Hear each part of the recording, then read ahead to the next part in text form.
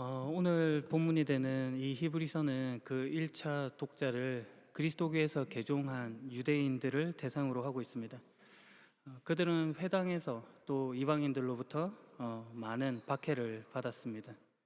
재산이 몰수당하기도 하고 생명의 위협을 받기도 했습니다. 그래서 그리스도교를 포기하고 다시금 유대교로 돌아가고 싶은 유혹에 빠져 있는 그런 상황이었습니다. 그런 그들을 위하여 이 히브리서의 기록자가 그들을 권면하는 그런 위로하는 그런 책으로 이 히브리서를 쓰고 있는 것입니다. 히브리서의 기록자는 그들이 잘 알고 있는 익숙한 그런 주제들을 가지고 그런 이해들을 가지고 그리스도교의 우월성을 설명하고 있습니다. 그들에게 알고 있는 모세라든지 아니면 제사 제도라든지 십계명, 율법 이런 이야기들을 다루고 있습니다. 오늘 본문에서는 대제사장직이라는 것으로 그리스도교의 우월성을 소개합니다. 오늘 본문 앞에서 이어지는 1절에서부터 10절까지의 내용은 교차 대꾸 구조로 되어 있습니다. 그러니까 A, B, C, C 다시 B 다시 A 다시 뭐 이렇게 맨 앞과 맨 뒤가 서로 이렇게 관련성이 있게 그리고 안으로 모여지는 그런 구조로 되어 있는 것이죠. 1절에서 4절까지는 사람들 가운데 뽑힌 아론 계통의 대제사장에 대한 그런 설명들이 나오고, 그리고 오늘 본문이 되는 곳에는 그와 비교되는 예수님의 특별함에 대해서 소개하고 있습니다. 우선 그 비교가 되는 1절에서 4절까지의 내용을 보면 대제사장직은 모두 사람들 가운데서 뽑힌 자라고 우선하여 밝히고 있습니다. 여기에는 두 가지 의미가 있습니다. 먼저 하나는 너무 당연한 말 같은데 사람들 가운데라는 말에서 알 수 있는 바와 같이 이 대제사장직이라고 하는 것이 본질적으로 인간이어야 한다는 것입니다. 왜냐하면 대제사장은 하나님 앞에서 인간의 입장을 대변하는 자로 대표성을 가지고 서 있는 자이기 때문입니다. 그래서 사람 가운데서 뽑혔다라는 말이 기록됩니다. 성경에 이 사실을 기록해 두고 있다는 것이 결코 가볍지 않은 것은 이것이 예수 그리스도가 대제사장이라는 말 속에 예수님이 완전한 인간으로 오셨다라고 하는 뜻을 포함하고 있기 때문입니다. 우리를 대표하는 대제사장이 되기 위하여 철저하게 우리와 동일한 인간의 모습으로 성육신하셨다는 사실을 밝혀주는 것입니다. 그리하여 우리의 입장과 처지를 누구보다도 잘 아시고 공감하시는 분으로 이 땅 가운데 와 계신 것입니다. 피도 눈물도 없고 우리와는 아주 다른 우주 너머의 어느 외딴 곳에서 온 외계 생명체, 그런 분이 아니라 우리와 같은 사람이라고 하는 것입니다. 우리와 방불하며 우리와 무관하지 않은 분으로 예수 그리스도가 소개되는 것이죠. 예수님이니까 하실 수 있었다, 예수님이니까 달랐다, 쉬웠다, 이렇게 퉁쳐버릴 수 없이 우리와 같았다 하는 말이 여기 안에 포함되어 있는 것입니다. 그러니 그분이 우리의 대표가 될 수 있고 우리를 대변하실 수도 있고 우리를 위할 수도 있는 것입니다. 더하여 다른 하나는 사람들 가운데 뽑힌 자라고 하는 것입니다. 여기서 뽑혔다라고 하는 것은 선택되었다, 택함을 받았다 하는 그런 말로 하나님의 부르심이 있었다라는 것을 말해 줍니다. 대제사장을 택하시는 주체가 하나님이시고 그분의 부르심을 통하여 부여받은 일들을 감당할 수 있다라는 것을 말해 주는 것이죠. 4절에도 분명하게 이 사실을 밝혀주고 있습니다. 대제사장이 되는 것은 영광스러운 일이지만 자기 마음대로 될 수 있는 것은 아닙니다. 아론처럼 하나님께 부르심을 받아야 합니다. 신약 성경에서 예수님 당시를 보게 되면 예수님께서 활동하셨던 그 당시의 대제사장은 안나스와 가야바 계통의 자들이 대제사장직을 맡았습니다. 하나님께서 세우신 자들이 아니라 헤롯 가문의 줄을 대고 그리고 아부를 하고 뒷돈을 대어서 자의적으로 임명받은 자들이 활동한 것입니다. 그런 탓에 그들이 하나님과 백성 사이의 연결고리 역할을 하기보다는 자신의 이익을 도모하는 일로 그들의 욕심을 드러냈습니다. 그런 그들과 대조적으로 5절에 보면 예수 그리스도께서는 스스로 대제사장의 영광을 택한 것이 아니라 하나님께서 선택하여 뽑힌 것임을 말해 줍니다. 예수 그리스도의 사역이 자기 자신을 위한 것이 아니라 사람을 위하시고, 그 본래적 대제사장직의 본래적 사역과 같이 개인이나 사람의 일이 아닌 하나님의 일로 서 계시고 와 계신다 하는 것을 말해 주는 것입니다. 부르심을 통하여 하나님께서 의도하신 일로 묶여져 있다는 것이죠. 이어지는 내용에서는 그들에게 익숙하고 당연한 지금 이런 의미들을 모두 안고 오신 예수 그리스도가 그러면 그 일반적인 아론 계통의 대제사장과 어떤 차별점이 있는가 하는 것에 집중하여 설명해 주고 있습니다. 3절, 대제사장은 사람들의 죄를 위하여 희생제물을 바치는 일을 하며 자신의 죄를 위하여서도 희생제물을 바쳐야 하는 입장에 있었습니다. 그러나 9절에 보면 예수님께서는 완전한 대제사장이 되셔서 그에게 순종하는 모든 자에게 구원을 주시는 분으로 되어 있습니다. 구약에서 이 제사장 제도는 제사 제도에서 이 제사장의 가장 주요한 임무라고 하면 제사를 지내는 것이었습니다. 희생제물을 가지고 속죄제를 위하여 피의 제사를 드렸던 것이죠. 히브리력으로 7월 10일인 대속죄일이 되면 이 대제사장이 지성소로 나아가서 하나님과 대면하는 그런 일을 했습니다. 속죄일의 유효일은 1년이었고 매년마다 반복되어야 했던 그런 일입니다. 그리고 이 일을 위해서 대제사장 자신 역시도 죄를 씻는 그 희생의 제물을 바쳐야 했던 그런 모습이 있었습니다. 그런데 이어지는 예수님에 대한 설명을 보면 히브리서 7장 26절에 이렇게 표현되어 있는데, 그분은 흠도 없으시고 죄도 없으시고 거룩하시고 그리고 하늘보다 높은 곳에 계신 분이다 라고 소개하고 있습니다. 죄 없으시고 흠 없으신 그분께서 희생제물을 바치실 필요가 없는 그분께서 자기 자신을 희생제물로 바침으로 단번에, 그리고 매년마다 반복할 필요가 없이 영원히 효력이 지속되는 그런 제사를 지내셨다 하는 그런 말을 나타내고 있는 것입니다. 그러므로 그에게 순종하는 모든 자들에게 구원이 주어지는 것입니다. 더하여 예수 그리스도의 이런 점에서 구별됨이 있습니다. 4절에 보면 대제사장이 되는 것은 아론처럼 하나님께서 부르심을 받아야 합니다. 대제사장은 아론 계통에서 나오는 것입니다. 레위 지파여야 한다는 것이죠. 그런데 예수님은 어느 지파시죠? 유다 지파입니다. 맞지가 않는 것이죠. 성경에 맞지가 않는데 어떻게 된 것인가?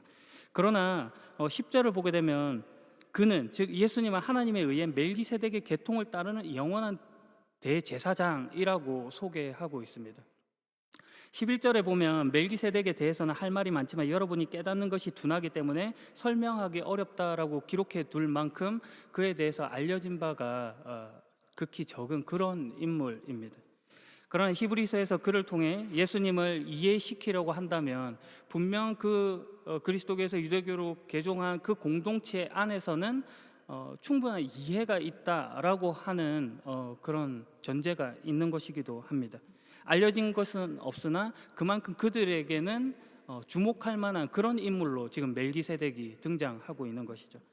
히브리서 7장을 보면 그에 대한 자세한 설명이 나타나 있는데, 그는 살렘 왕이고 지극히 높으신 하나님의 제사장이라고 되어 있습니다. 창세기 14장에는 전쟁을 마치고 돌아온 아브라함으로부터 11조를 받는 그런 인물로 되어 있기도 합니다. 멜기세덱은 빵과 포도주를 가지고 무슨 성만찬이 조금 연상이 되는데 아브라함에게 복을 빌어주기도 합니다. 이스라엘에게 있어서 국부격인 그 아브라함에게 복을 빌어줄 수 있는 존재다라는 것에서 아브라함보다도 더 높은 지위를 가진 그런 인물이라는 것을 상징적으로 나타내 주는 것이죠. 재정일치 사회에서 그는 왕인 동시에 제사장의 역할을 감당하고 있습니다. 모세의 율법이 주어지기 전에 제사장직을 가지고 있었던 것이죠. 이스라엘의 종교 제도를 넘어선 존재라는 인상을 주고 있는 것입니다. 레위 계통의 제사장들이 왕의 직무를 수행할 수 없었던 것과는 다르게 그는 제사장이면서 왕의 직무를 감당했던 자인 것이죠. 히브리서 7장 3절을 보면 그는 아버지와 어머니가 누구인지 아무도 모르는 그런 인물입니다. 고향에 대해서도 알 수도 없고 그리고 그가 태어난 날과 죽은 날도 알 수 없다라고 되어 있습니다. 마치 하나님의 아들과 같이 영원한 제사장으로 있는 자라고 소개하고 있는 것이죠. 아버지도 없고 어머니도 없다 하는 것이 그가 정말 아버지도 없고 어머니도 없는 그런 출생에 관한 그런 이야기를 하는 것이 아니라 그가 그 신분에 있어서 매우 신비로운 인물이다 하는 것을 말해주는 것입니다. 그런 것을 예수 그리스도와 연결하고 있는 것이죠. 그런 까닭에 그 고대 그 헬라의 교부들은 그런 아버지도 없다 이런 말들을 동정녀 탄생 이런 것과 연결시키기도 하고 어머니를 모른다 이런 표현을 먼저 계신 선지하신 그리스도라는 그런 표시로 이해하기도 했습니다. 태어난 날과 죽는 날이 언제인지 모른다 하는 것은 이제 직무에 있어서 정해진 시기가 끝나지 않는다 하는 것을 보여주는 것이죠. 레위 지파의 제사장들은 30세에서 50세라는 그 기간 동안만 활동할 수 있었으나 멜기세덱의 계통을 따르는 그리스도는 지속적인 하나님의 사역을 감당하고 있다 하는 이야기를 해주고 있는 것입니다. 더 큰 권위를 가지고 하나님의 사역을 완수해 가십니다. 히브리서 기자가 그리스도가 가진 구별된 우월성을 이렇게 설명해 주고 있는 것입니다. 그런데 그 우월성을 가진 그리스도가 무엇을 하시는지를 밝혀두고 있습니다. 오늘 본문의 그 특별함을 가지신 그리스도께서 하신 일이 우리 가운데 계신 것이고 우리 가운데 계시는데 그냥 계신 것이 아니라 우리를 위하여 사람을 위하여 계신다라고 표현해 두고 있습니다. 사람들의 죄를 위하여 계신 것이죠. 하나님께서 작정하시고 계획하시고 이루신 바가 하나님의 백성된 우리 나를 위하여 계시다 하는 것을 설명해 주고 있는 것입니다. 그렇지 않다면 오시지도 않았을 것입니다. 하나님과 분리되어 소외된 우리의 죄악됨을 외면하지 않으시고 예수 그리스도를 통해 묶으시고 영원한 구원을 베푸시는 은혜를 나타내신 것입니다. 우리를 너무나 위하시는 하나님이신 것이죠. 다시 5절을 보면 하나님께서는 이 일을 위하여 그리스도를 선택하십니다. 그러면서 그에게 말씀하시죠. 너는 내 아들이다. 오늘 내가 너의 아버지가 되었다. 개정판으로 보면 너는 내 아들이다. 오늘날 내가 너를 낳았다. 이렇게 표현해 두고 있습니다. 시편 2편 7절 말씀에도 기록되어 있는 그런 말입니다. 성부 하나님을 통한 성자 하나님의 영원한 출생을 표시하는 것입니다. 시간을 초월하여 출생하신 분이 오늘이라고 하는 말의 표현과 같이 영원하시고 그리고 현재적이신 분이라고 하는 것이 함축적으로 나타나 있는 표현이기도 합니다. 낳았다라는 표현을 통해서 이것이 그냥 육체적인 출산을 의미하는 것은 아니지만 해산의 수고로움, 고통을 연상시킬 만큼 중차대한 하나님의 선택, 계획이 있었음을 나타내 주고 있는 것입니다. 누구를 위하여? 바로 바로 나를 위하여 하나님께서 이 일을 하셨다는 것입니다. 우리를 너무나 위하시는 하나님입니다. 그런데 그 위하심이 어떻게 나타나는지를 자세히 보십시오. 8절에 이렇게 기록되어 있는데요. 예수님께서는 하나님의 아들이셨지만 고난을 통해 순종하는 법을 배우셨습니다. 완전하신 하나님께서 배우셨다라는 말을 사용하고 있습니다. 인간이 가지는 모든 것들을 겪으시고 그리고 받으셨다 하는 그런 의미를 담고 있습니다. 영원하신 대제사장 그리고 완성 이렇게 딱 끝내지 않으시고 시간이라는 것이 있었고 과정이라는 것이 있어서 그런 것들을 배움이라는 말로 지금 설명해 주고 있는 것입니다. 성자 하나님께서 겪지 않으셔도 될 일을 겪으셨다고 하는 것에서 무의미한 일이 아닌 것을 보여주는 것이죠. 모두 우리를 위한 일입니다. 인간이 마주할 수 있는 모든 일에 어느 것 하나도 놓침이 없이 마주하고 계셨다라는 것을 설명해 주는 그런 말이죠. 그리고 이것은 역설적으로 우리에게 필연적으로 마주할 일들이라는 것을 말해주는 것이죠. 고난을 통해 순종하는 법을 배워야 한다라는 것을 말해줍니다. 7절 예수님께서는 사람으로 계실 때 하나님께 기도하고 도움을 구하셨습니다. 큰 소리로 부르짖으며 눈물로 기도하셨습니다. 그리고 모든 것을 하나님께 맡기고 순종하심으로 하나님의 응답을 받으셨습니다. 우리가 가야 할 방향을 순종하심으로 보이신 것입니다. 지난번 설교를 통해서 우리는 광야 가운데 세워진 십자가에 대해서 살펴보았습니다. 출애굽 과정에서 홍해를 건넌 후에 바로 약속의 땅인 가나안으로 들어가지 않았다고 했습니다. 광야 생활 가운데 마주한 그 십자가 사건을 본 것이죠. 모세를 보내셨고, 그리고 홍해를 가르시고 10가지 재앙을 보이시고 뭐 이런 것들로 구원하신 그 하나님이셨습니다. 광야 생활 가운데서도 구름 기둥과 불 기둥으로 인도하시고 만나와 메추라기를 먹이시고 바위를 통하여 샘물을 솟게 하셨던 그런 하나님입니다. 구원을 보이신 것이죠. 그러나 약속의 땅 가나안으로는 그냥 가게 하시지 않으셨습니다. 그 안에서 선택을 하게 하시고 순종을 보게 하십니다. 더 나은 길을 가는 것, 그것이 문제가 아니라 더 나은 것이 무엇인지를 알아야 하는 것이 우선한다는 그런 말입니다. 쉽게 볼 일이 아니고 만만치 않은 일이죠. 아마 평생이 걸릴지도 모를 그런 일입니다. 그러나 그것이 무엇인지 알고 그 가치를 알고 항복해야 하는 일임을 가르치는 것입니다. 그걸 알게 하시고자 대제사장이신 예수님께서 배움이라는 말로 겪으시고 보이신 것입니다. 그리하여 그에게 순종하는 모든 자에게 구원을 주셨습니다. 그 순종은 그리스도께서 그러하셨던 것과 같이 고난을 통하여 배우는 순종의 법입니다. 우리는 고난이 싫습니다. 힘들고 어려운 것을 좋아하는 사람은 없습니다. 그러나 그리스도의 사역에 있어서 고난은 죽음을 향하여 있고 그 죽음은 부활을 향하여 있다는 것에서 우리에게 큰 의미를 가집니다. 마태복음 16장에서 예수님께서 자신이 고난받아 죽을 것을 예고하셨을 때 베드로는 거부합니다. 우리의 일반적인 반응과 다르지 않겠죠. 그러나 예수님 말씀하십니다. 사탄아, 내 뒤로 썩 물러가라. 네가 하나님의 일을 생각하지 않고 사람의 일을 생각한다. 그리고 말씀하십니다. 만일 누구든지 나를 따라오려거든 자기를 부정하고 자기 십자가를 지고 나를 따라라. 자기 부정. 오늘 본문에서 예수님께서 자기를 주장하지 않으시고 하나님의 뜻에 순종하신 모습입니다. 우리가 원하는 기적을 베풀고 원하는 결과가 주어진다고 구원이 다 말해지는 것이 아닌 것입니다. 그것으로 하나님께서 목적하신 최상의 존재가 된 것이 아니란 말입니다. 그런데 우리는 자꾸 거기서 넘어집니다. 넘어져도 좋으니 그것만 달라고 떼를 쓰고 있는 것입니다.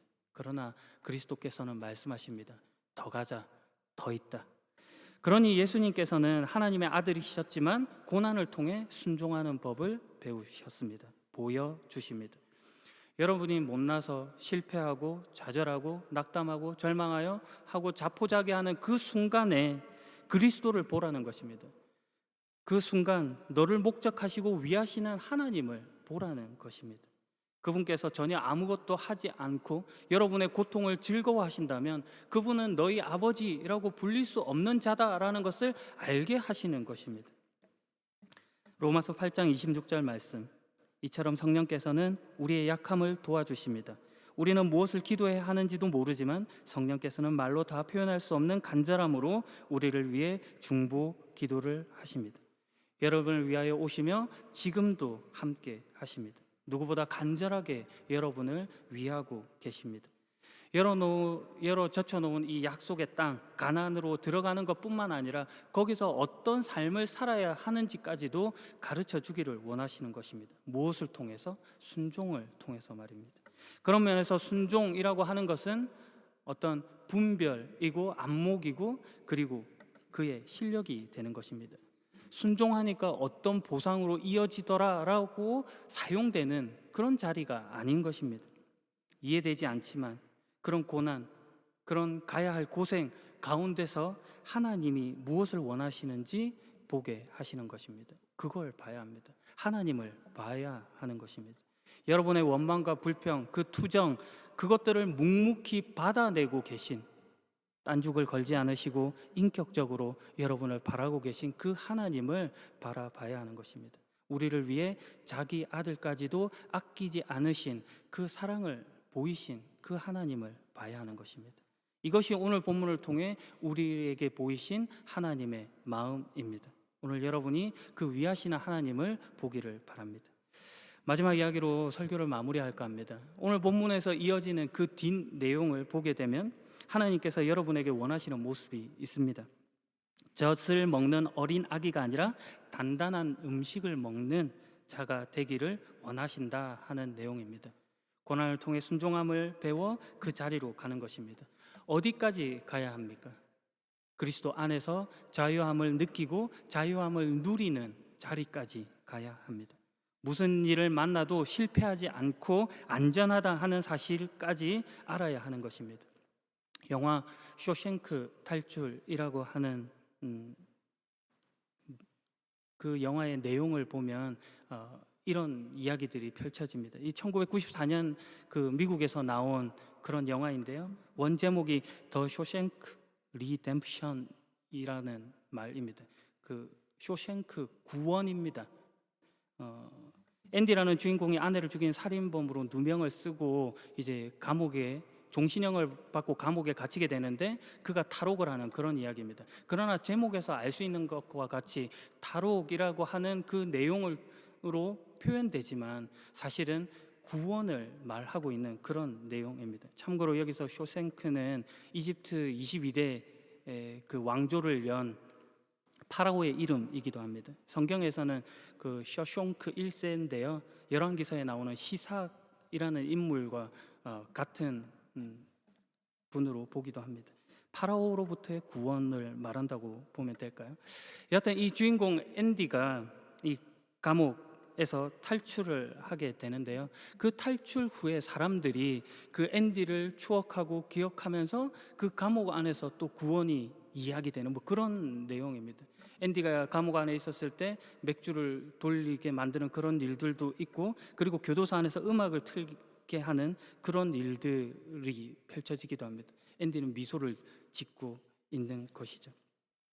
그 영화에서 제가 가장 인상 깊게 봤던 것은 그 레드라고 하는 그 인물입니다. 이 앤디를 조금 설명해 주기도 하고 그의 그 포인트를 좀 짚어주는 그런 인물인데, 그가 가석방 심사를 할 때마다 번번이 불합격을 받게 됩니다.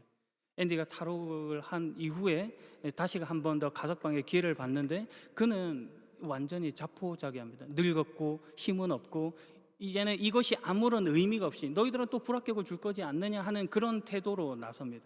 그런데 그제서야 그가 합격을 받습니다. 부단히 애썼던 젊은 날에는 불합격이었는데 삶을 마무리할 나이에 새롭게 시작해야 하는 상황에 놓인 것입니다. 사회에 나가니 그가 어떻게 해야 할지를 모릅니다. 직장을 구하는데 하루는 발을 동동 구르면서 상사에게 이렇게 말합니다. 화장실을 가도 좋습니까? 상사가 그러죠. 다음부터는 묻지 말고 그냥 가도록 해. 그러자 그 레드가 하는 그런 고백이 있습니다. 허락을 받지 않으면 난 단 한 방울도 나오지 않는단 말이야. 후에 그는 자살을 결심하고 시도를 하려고 하지만 그러나 또 남겨진 어떤 메시지를 보고 앤디를 찾아가는 것으로 영화가 마무리되는데, 허락을 받지 않으면 난 단 한 방울도 나오지 않는단 말이야.